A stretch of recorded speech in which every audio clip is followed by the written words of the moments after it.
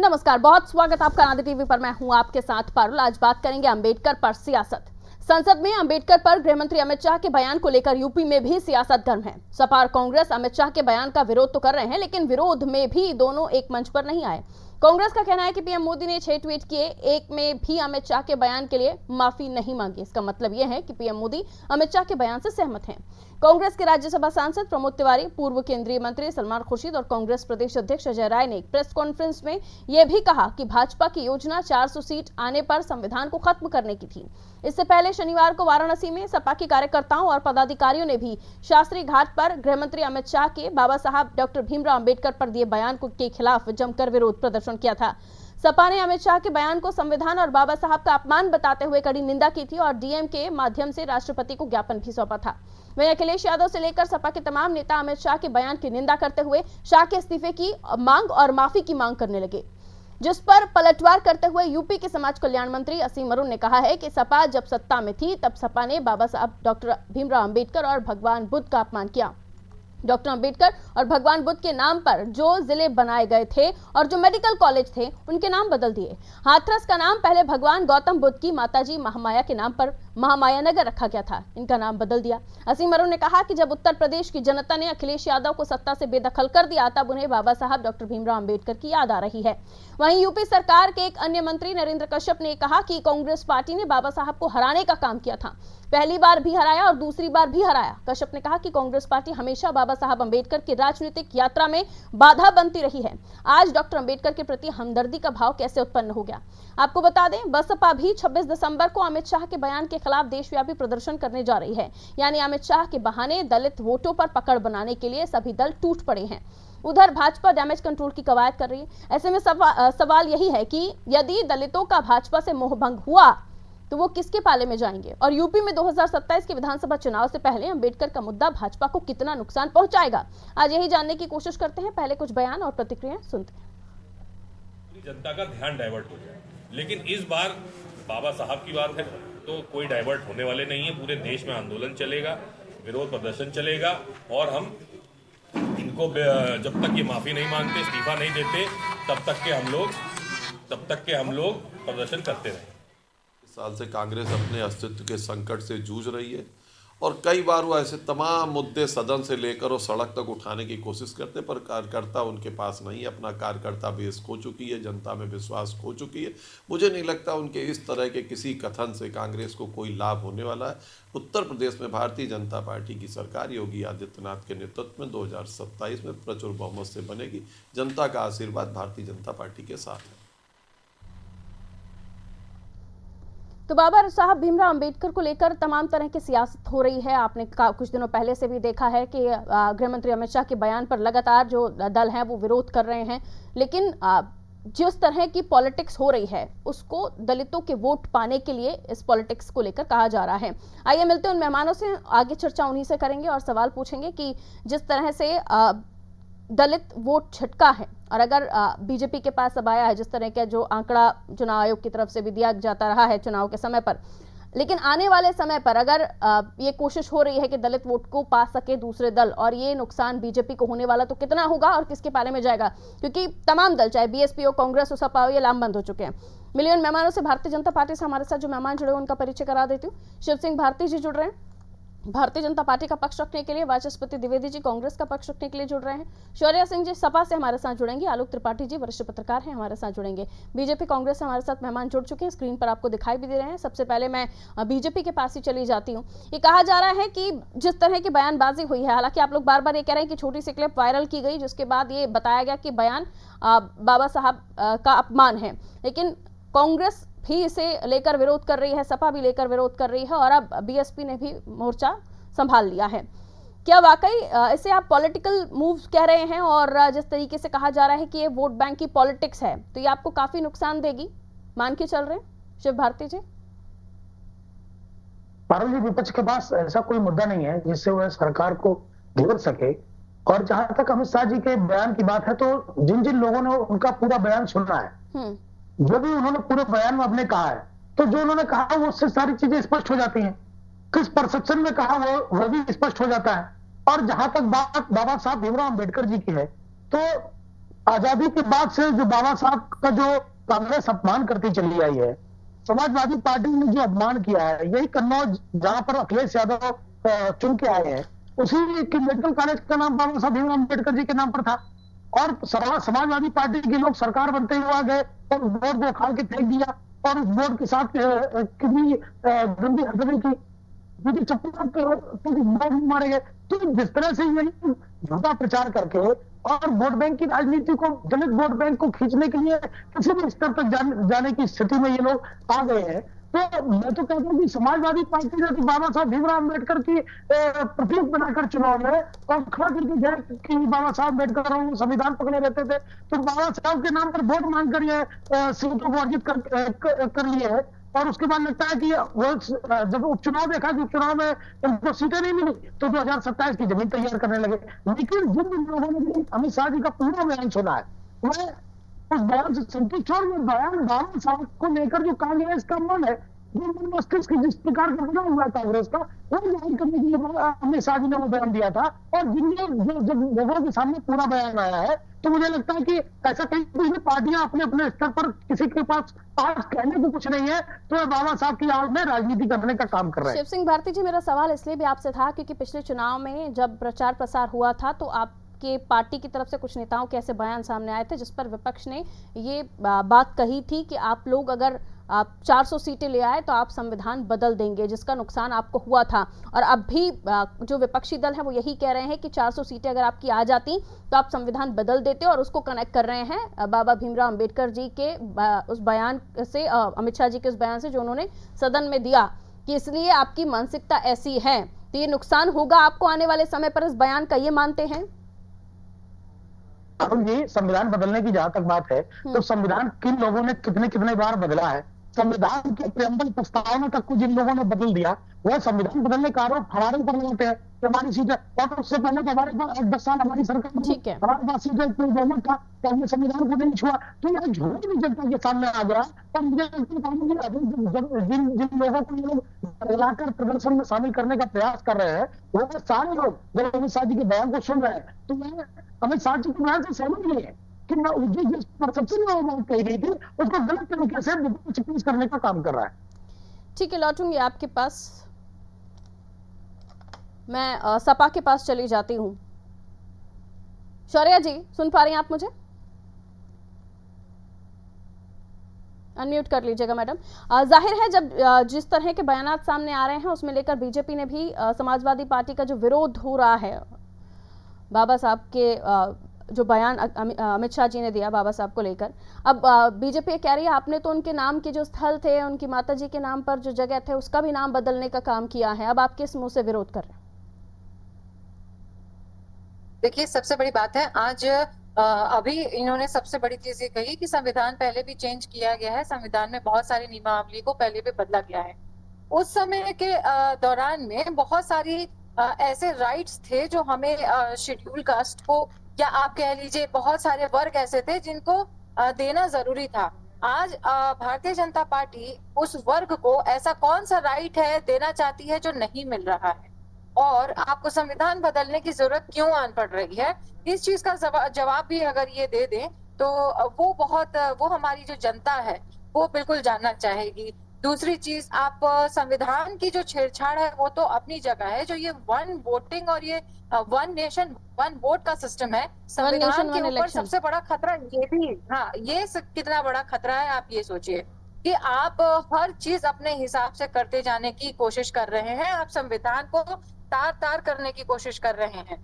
जो वो वर्ग है जिनके लिए ये संविधान बना है, जिसको हमेशा ऊपर के लोगों ने कुचलने की कोशिश की है, हमेशा छूत जैसी चीजों से वो वर्ग गुजरा है, आज आप उनके संविधान को छीन करके संविधान अकेला उन्हीं का नहीं है। आप अगर 18% दलित वोटर्स की बात कर रही हैं तो ये संविधान पूरे देश के लोगों का है, और बनाने वाले भीमराव अम्बेडकर जी के लिए बीजेपी कह रही है कि आपने तो उनके नाम के स्थल तक बदल दिए, उनका नाम जो स्थल थे उनके नाम पर उनका नाम भी बदल दिया। भारतीय जनता पार्टी के लोगों को भी देखा गया है जिनके नेता दलित पिछड़ा वर्गों के यहाँ जाते हैं और अपने हाथ से पट्टा तक उनको नहीं पहनाते हैं, अपने कार्यकर्ता को देते हैं, वो पट्टा पहनाता है, बस फोटो खींच के और निकल जाते हैं।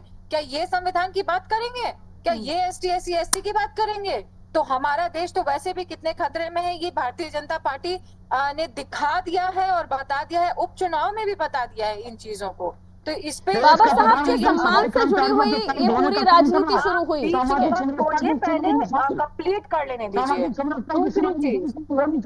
दूसरी चीज, आज अमित शाह जी ने जिस तरीके से बयान दिया है, आज संविधान को लेके, भीमराव अंबेडकर जी को लेकर जिस तरीके से उन्होंने टिप्पणी की है, और हम ये कहते हैं आज आप भगवान भगवान का नाम लेने की बात करते हैं, क्यों नहीं अयोध्या की सीट आप जीत गए?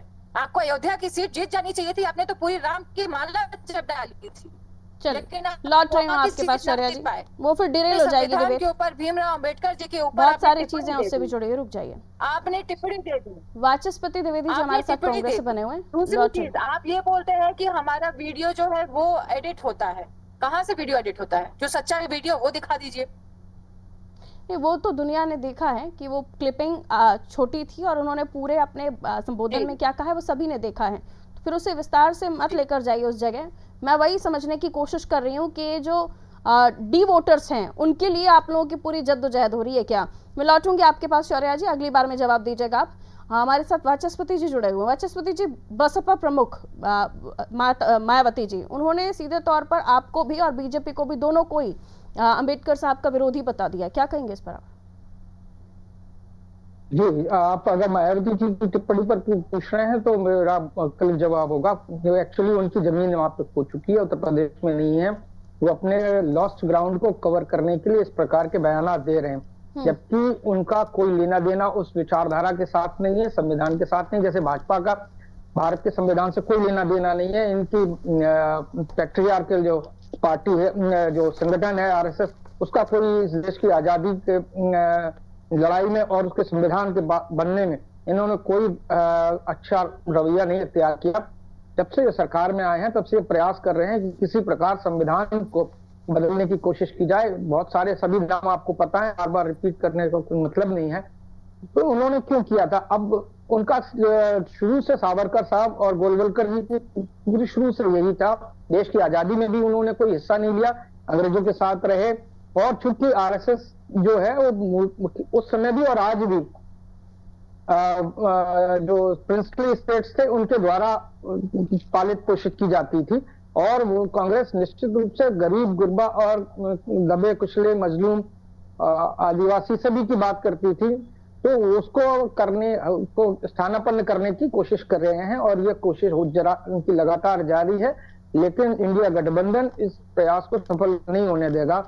जहां तक अंबेडकर साहब की अगर आप बात करें तो उन्होंने उनका जिस तरीके से ईश्वर से तुलना करके उनको नीचा दिखाने की कोशिश की है, उसकी सख्त मजम्मत की जानी चाहिए। जब BR साहब की बात करें अम्बेडकर साहब की, तो मेरे ख्याल से की बातों को नाम पता नहीं है। BR अम्बेडकर जी का फुल फॉर्म भी नहीं शायद उनको पता होगा। भीमराव, उसके साथ राम जी जुड़ा हुआ है। जब ईश्वर राम जी का भी नाम जुड़ा हुआ है तो आप ये कैसे कह सकते हैं कि अम्बेडकर साहब का मतांतर रहा? एक गलत आरोप लगाया जाता है कि कांग्रेस ने उनको इससे किया था, वैसा किया था। कांग्रेस में सबसे ज्यादा उनको सही कानून मंत्री किसने बनाया और लेके आ रहे थे, उस पर मतभिन्नता होने की। वाचस्पति जी, ठीक है, डिस्कनेक्ट हुए हैं शायद वाचस्पति जी। आवाज आपकी ब्रेक हो रही है वाचस्पति जी। ठीक है, मैं लौट रही हूँ आपके पास, रुकिए, लौट रही हूँ आपके पास। ये इसलिए भी कहा जा रहा है कि अब क्यों आखिर इतने समय के बाद अंबेडकर जी की याद इन सभी दलों को सता रही है। इतिहास में जाइए तो बहुत कुछ है, और इतिहास ये भी कहता है कि बाबा साहब जब एक बार राज्यसभा में संबोधन दे रहे थे, तब एक सांसद ने उनसे पूछा था, जब वो एक बार से पहले जब संबोधन उन्होंने दिया था, तो उन्होंने कहा था कि संविधान को जलाने की बात खुद बाबा साहब ने कही थी। ये बुक में लिखा हुआ है, आप जाकर देख भी सकते हैं, जिसमें उन्होंने ये कहा था। आलोक जी, आपके पास आ रही हूँ इसी बात को लेकर, कि इसलिए उन्होंने इस संविधान को जलाने की बात कही थी कि वो उनका ये कहना था कि जब वहाँ पर अब जो संचालन है सभा का, संविधान का, वो राक्षसों असुरों द्वारा होने लगा, इसलिए वो जलाने की बात कर रहे थे। और भगवान को नहीं मानते थे, ये भी बुक्स में लिखा हुआ, आप जाकर पढ़ सकते हैं। वो नहीं मानते थे, मूर्ति पूजन के भी खिलाफ थे, और अभी भगवान बनाने की जो कोशिश हो रही है, या जो मान रहे हैं, जो ये अपमान की बात कर रहे हैं, उन्होंने इतिहास में क्या दिया क्या नहीं दिया वो सभी को पता है। त्रिपाठी जी, वोट को लेकर ये पूरी राजनीति हो रही है, ये तो सभी को दिख रहा है। लेकिन इतिहास अगर बार बार बात कर रही है बीजेपी के इतिहास को, देखिए कि आपने क्या किया है, तो क्या बीजेपी जो अपना डैमेज कंट्रोल करने की कोशिश कर रही है वो कर पाएगी? क्योंकि संविधान बदल देंगे वाला बयान कुछ ऐसे नेताओं ने दिया जिसका नुकसान इलेक्शन में भुगतना पड़ा बीजेपी को। लेकिन अब क्या, क्योंकि गृह मंत्री जी का ये बयान और डैमेज कंट्रोल करने की कोशिश, क्या हो पाएगा बीजेपी का ये डैमेज कंट्रोल, या फिर जो 18% वोटर्स हैं उनको लुभाने का काम विपक्ष कर पाएगा? आलोक त्रिपाठी जी। देखिए पारुल जी, जब लोकसभा चुनाव में भी ये संविधान को लेकर के बड़ा हल्ला मचा और विपक्ष ने या कह लीजिए इंडिया गठबंधन ने भारतीय जनता पार्टी को पूरी तरह से घेरा, जबकि भारतीय जनता पार्टी के नेता तमाम अवसर ऐसे आए जब स्पष्टीकरण देते रहे, सफाई देते रहे संविधान बदलने को लेकर के, लेकिन वो चल नहीं पाया और कहीं ना कहीं उसको नुकसान हुआ। क्योंकि दलित जो वोट बैंक है ये बहुत बड़ी संख्या में है और ये कभी कांग्रेस का, उसके बाद बहुजन समाज पार्टी का, फिर उसके बाद धीमे धीमे वो दलित जो है हिंदू बन गया और हिंदू बन करके वो भारतीय जनता पार्टी का वोट बैंक हो गया। ये और उसके बाद से भारतीय जनता पार्टी का एक अलग ही बहुमत निकल के आया। अब उसको कैसे इंडिया गठबंधन ने पिछले लोकसभा चुनाव में, जब भारतीय जनता पार्टी के कुछ नेताओं द्वारा ये कहना कि 400 सीटें मिलने के बाद संविधान बदल देंगे, बस उन लोगों ने उसी लाइन को पकड़ लिया और वो हर रैली में, हर जनसभा में उन्होंने इस बात को कहा कि संविधान बदलेगा तो उसी एजेंडे पर चुनाव हुआ था जी। और वही उसी वो जो माहौल बना उससे भारतीय जनता पार्टी को बहुत नुकसान हुआ। ये बात इंडिया गठबंधन के नेता समझ चुके थे। वो बात अलग है कि आज इंडिया गठबंधन के नेता सब अलग अलग सुर अपना अपना अलाप रहे हैं, एक साथ नहीं है, लेकिन सबका लक्ष्य दलित वोट बैंक को कैसे अपने पाले में वापस लाना है। बहुजन समाज पार्टी का सबसे ज्यादा नुकसान हुआ, पूरी पार्टी खत्म हो गई, सांसद विधायक नहीं रहे, तो उनका लक्ष्य है कि कैसे भारतीय जनता पार्टी से जो अपना दलित वोट था, वो जो गया था, उसको वापस लाया जाए। तो उसने वो लेकर के विरोध प्रदर्शन कर रही है। वहीं कांग्रेस ने भी उनकी उसमें सम्मान यात्रा निकालने का किया, समाजवादी पार्टी कर ही चुकी है, तो भारतीय जनता पार्टी अपना डैमेज कंट्रोल में लगी हुई है। लेकिन कुल मिलाकर के देखिए तो दलितों को लेकर के, दलित वोट बैंक को साधने को लेकर के ये टोटल कवायद हो रही है कि कैसे भाजपा जहां इस प्रयास में है कि दलित वोट बैंक उनके पास रहे, चाहे वो संविधान के नाम पे, चाहे बाबा साहब अम्बेडकर के नाम पे, वहीं इंडिया गठबंधन के जो नेता है, कांग्रेस हो, चाहे आम आदमी पार्टी हो, चाहे बसपा हो, चाहे सपा हो, वो इस प्रयास में लगे हैं कि कैसे भी दलित vote bank Bharatiya Janata party से खिसक करके उनके अपने उसमें आ जाए, जिससे भाजपा कहीं ना कहीं कमजोर हो जाए। तो कुल मिलाकर के अंबेडकर जयंती के लेकर के जो अमित शाह जी का बयान आया, उससे विपक्ष के नेताओं को एक मौका मिला और पूरे देश में, दिल्ली से लेकर के यूपी की राजनीति में, खासकर यूपी के लिए, जहां यूपी में बहुत बड़ी संख्या में, चाहे बहुजन समाज पार्टी ले लीजिए, चाहे समाजवादी पार्टी, कांग्रेस ने पिछले लोकसभा चुनाव में सफलता अर्जित की उस संविधान के नाम पर, तो उनको लग रहा है कि एक अच्छा मौका मिला है जिसके बहाने हम 2027 से पहले भाजपा को कमजोर कर सकते हैं। और ये बात भारतीय जनता पार्टी के नेता भी समझते हैं कि अगर दलित वोट बैंक उनसे छिटकता है तो भाजपा कमजोर होगी। उसको कैसे बनाए रखें, उसको लेकर के वो भी प्रदर्शन कर रहे हैं, वो समझाने का प्रयास कर रहे हैं। लेकिन कुल मिलाकर के दलितों के ऊपर राजनीति पूरी तरह से हावी हो गई है और उनको साधने के लिए हर राजनीतिक दल अपना प्रयास कर रहा है। लेकिन सिर्फ बयानों से काम चलेगा क्या त्रिपाठी जी? क्योंकि हमने एक बयान वाली पॉलिटिक्स देखी है, दूसरी योजनाओं के द्वारा जनता को फायदा मिल रहा है या नहीं मिल रहा है। क्योंकि वोटर एक तरफ बयानबाजियां जो हम देखते हैं उत्तर प्रदेश में, जातिवादी पॉलिटिक्स के बगैर तो कोई चुनाव होता ही नहीं है, और बल्कि देश में भी। लेकिन जो पॉलिटिक्स में जब बात होती है काम गिनाने की, तो जनता भी सवाल पूछते है। और अब तो वोटर जागरूक है, उसे सब पता है उसे क्या मिल रहा है, क्या नहीं मिल रहा है। उल्टा फायदा उठाने के लिए लोग गलत नामों का इस्तेमाल कर रहे हैं। आज ही आप देख रहे हैं कि सनी लियोनी को लेकर एक न्यूज ट्रेंड कर रही है कि एक शख्स ने गलत नाम इस्तेमाल करके योजना का फायदा ले लिया। तो ऐसे कई सारी चीजें हैं जो लोगों को मिल रहा है, उसको लेकर भी लोग समझ रहे हैं और इस बयानबाजी वाली पॉलिटिक्स को भी समझ रहे हैं। तो आज का वोटर कितना जागरूक है? नहीं, देखिए परुल जी, वोटर जागरूक है, लेकिन उसके बाद भी कहीं ना कहीं वो भावनात्मक रूप से मुख्य ऐसा अवसर जब आता है चुनाव का, तो वहां वो बहक जाता है। उसको लगता है कि हमारे जो आराध्य हैं, हमारे जो नेता हैं वो वही हैं। तो कहीं ना कहीं ये राजनीतिक दल बहुत अच्छे से जानते हैं कि जनता को या जो वोटर है उसको कब और कैसे भ्रमित करना है। क्योंकि आप देखिए, अगर ऐसा नहीं कि भारतीय जनता पार्टी ने या कांग्रेस ने या बसपा ने दलितों के लिए काम नहीं किया, सभी कोई भी सरकार आती है काम करती है, कोई कम करती है, कोई ज्यादा करती है, लेकिन उस वोट बैंक पे एकाधिकार कैसे रखा जाए इसको लेकर के है सबकी चिंता। और उसी चिंता की कारण है कि अब अंबेडकर जी का ये मुद्दा पूरे देश में बढ़ता जा रहा है और सभी राजनीतिक दल इसको लेकर के कैसे भाजपा को घेरे, कैसे भाजपा से कुल मिलाकर ऐसे बयानों से बैठे बिठाए विपक्ष को संजीवनी मिली है और वो इसे भुनाने का पूरा बेहतरीन तरीके से काम कर रहे हैं, फिर चाहे बीएसपी हो या इंडिया गठबंधन के बाकी दल हो। मैं वापस आ रही हूँ सर आपके पास, बीजेपी के पास वापस लिए चलती हूँ। हरजाना तो देना पड़ेगा सर, और हरजाना इलेक्शन में भुगतना पड़ेगा, ऐसी भी खबरें निकलकर सामने आ रही हैं। इसे ठीक करने के लिए आप लोगों की तरफ से भी तमाम प्रेस कॉन्फ्रेंस राज्य दर राज्य हो रही है और विपक्ष भी बिल्कुल मुस्तैद है, राज्य दर राज्य वो भी प्रदर्शन के लिए एकदम तैयार बैठा हुआ है। शिव भारती जी, शिव सिंह भारती जी डिस्कनेक्ट हुए हैं, ठीक है जी, कहें। हेलो जी कहिए सर। शिव सिंह भारती जी को फोन लाइन पर कनेक्ट कर लीजिए आप, शायद सर नेटवर्क का इशू है, आप डिस्कनेक्ट हो रहे हैं बार बार।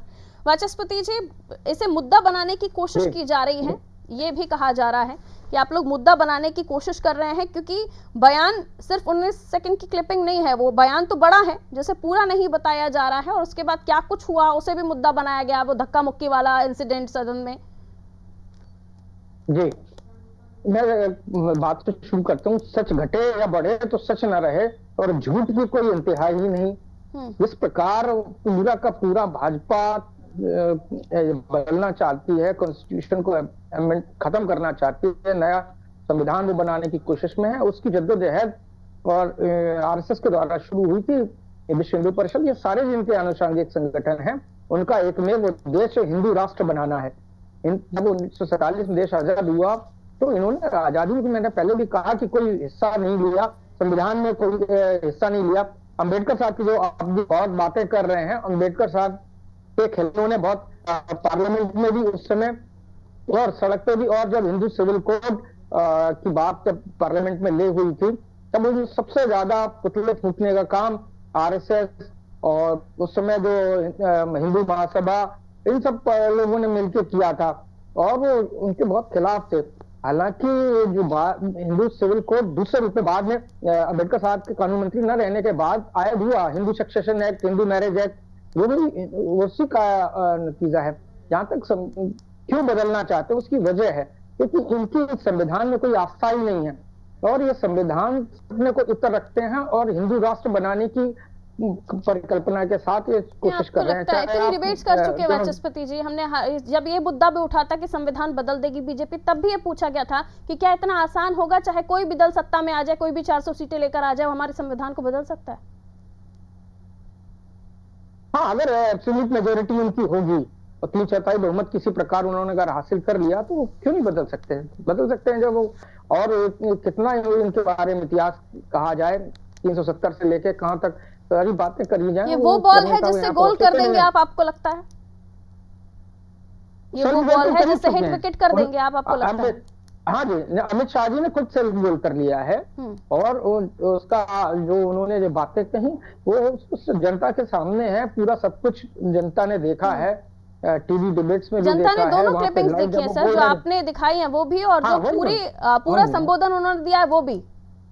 उसमें आगे की लाइन ये भी थी कि 100 बार और लीजिए, हम तो ये चाहते हैं। ये नहीं दिखाया आप लोगों ने अपनी क्लिपिंग में? वो तो देखिए, वो अपने व्यू पॉइंट पे कायम रहेंगे और वो उनका मकसद भी यही है। समाजवादी पार्टी ने ऐसे कई स्थल जहां पर अम्बेडकर जी के नाम से उन स्थलों को नाम दिया गया था, उनके नाम बदले, 2 जगहों का तो जिक्र हमने अपनी रिपोर्ट में ही किया, उसको लेकर आपकी टिप्पणी? मेरे से पूछा पारोगी? जी वाचस्पति जी, आपसे। जी जी जी जी, देखिए किसी भी महामना का, किसी भी महामानव का नाम बदलना अच्छी सियासत नहीं है, अच्छी बात नहीं है, क्योंकि उन्होंने भी देश के निर्माण में काम किया होता है। हमारे मतांतर हो सकते हैं, हमारे राष्ट्र निर्माण में अपना सोच हो सकता है, अपना नजरिया हो सकता है, लेकिन कभी भी किसी का वो भी अगर सम्मान नाम हो सकता है क्या? घोषित कर दिया, वो सम्मान हो सकता है क्या? अगर दिया जी, वो नजरिया सम्मान देने जैसा हो सकता है क्या? हाँ, सम्मान तो देना ही पड़ेगा, क्यों नहीं, सम्मान नहीं, तो मैंने देना आपसे ही पूरा पड़ेगा। सवाल यही पूछा कि अगर नाम बदले जा रहे हैं, जो उनके नाम पर जिले शहर बनाए रखे गए, जिनका नाम उनका बदल दिया गया, हाथरस की बात हो रही थी, महामाया नगर, तो ये सम्मान है क्या? नहीं, पारुल जी, चाहे कोई पार्टी की बात हो, कांग्रेस को छोड़ के कांग्रेस ने कभी किसी का नाम बदलने की कोशिश नहीं की, चाहे कोई और अन्य पार्टी हो, उन्होंने इस यही मामले में किया। तो कोई भी चाहे रूप का खुला नहीं है कि नाम नहीं बदले, हर जगहों के अलग अलग नाम बदले गए हैं। मैं इस पर आप छोटी छोटी टिप्पणी शौर्या जी आपकी और आलोक जी ले रही हूँ, बहुत स्मॉल। अभी वाचस्पति जी की बात से कितना सहमत है? संविधान बदल देंगे, अभी भी वो कह रहे संविधान बदल देंगे। त्रिपाठी जी, ये सबसे बड़ी बात है। अभी जो बात आपने शौर्या जी आ रही हूँ, 30 सेकंड में अपनी बात रखिएगा।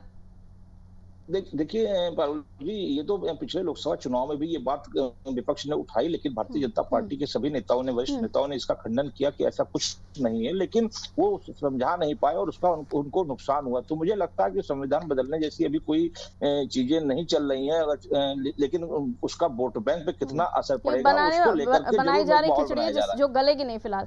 ठीक है शौर्या जी, 30 सेकंड्स प्लीज। हम ये कहते हैं, हम पे इल्जाम लगाए जा रहे हैं कि बाबा साहब अम्बेडकर जी की जो नाम था वो समाजवादी पार्टी ने उस जिले का नाम चेंज किया। ठीक है, हम ये आपसे सवाल पूछते हैं, आपने इलाहाबाद का नाम बदल के प्रयागराज कर दिया, वो बाबा साहब के तो नाम पर था क्या? बाबा साहब को लेकर डिबेट चल रही है ना मैडम?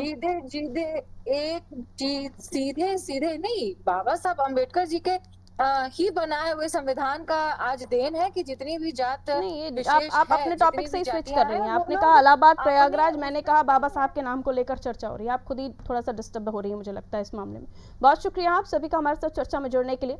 उत्तर प्रदेश के हम बात कर रहे थे इस मामले को लेकर, यूपी में भी पॉलिटिक्स शुरू हो गई। यूपी पॉलिटिक्स में भी दलित वोटर्स क्या स्टैंड रखते हैं आप सभी को पता है, लेकिन उसके अलावा जिस तरह की राजनीति हो रही है, ये बताने की कोशिश हो रही है कि हम इन वोटर्स के सबसे बड़े सगे हैं। ये बाबा साहब को लेकर जो कहा गया अमित शाह जी की तरफ से, उसको अपमान बताते हुए दूसरे दल ये सोच रहे हैं कि वो दलितों के सबसे बड़े हमदर्द बन जाएंगे। तो ये कोशिशें हो रही हैं और इसे भुनाने की भी बहुत कोशिश हो रही है। मामला इतनी जल्दी शांत होने वाला नहीं है, क्योंकि तमाम दलों ने कमर कस ली है कि वो तमाम अभियान चलाएंगे, विरोध करेंगे, लेकिन इसका कितना नुकसान बीजेपी को होगा, कितना बीजेपी अपने आप को बचा पाएगी, आने वाले समय के साथ पता चलेगा। दीजिए इजाजत, नमस्कार।